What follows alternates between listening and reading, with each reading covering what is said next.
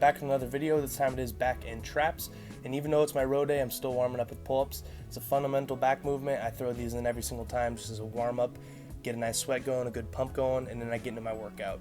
And so starting off with my workout, I'm doing rack pulls. I like to do rack pulls instead of deadlifts, as it takes the lower half of your body out of it, makes it so it's strictly erectors and traps, and it's going to give you that really good thickness in your back. So if you haven't been trying these out, I definitely recommend them. And once I'm done with that, I pretty much start my actual workout, because I like to start with my upper back and then work my way down. So starting with upper back, I'm doing 3 sets of barbell bent over row, as you can see, bringing those elbows back. And once I'm done with those 3 sets, I'm going to do 3 sets on this hammer strength row. And I like to throw in the 3 sets right here just because it's unilateral.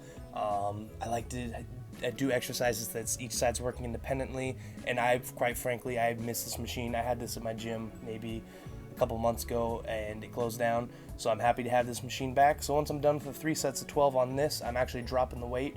I'm just going to do a burnout set, just do as many sets or as many reps as I possibly can, getting a good squeeze.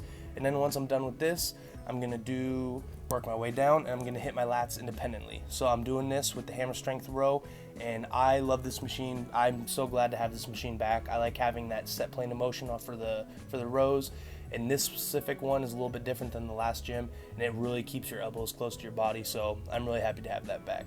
And then once I'm done with hitting my lats independently, I'm hitting my lats at the same time, doing some T-bar rows. And I like to use 25s just because it gives you an extra couple inches of range of motion on the movement, as opposed to if you just load up with 45s, get a better squeeze. So once I'm done with the sets, I do a drop set on this as well. And then once I'm done hitting my upper part of my lats, I like to target the lower lat. So I either do single arm low rows, or I like to do Yates row. And Yates row, similar to a bent over row, I've had these in my previous videos.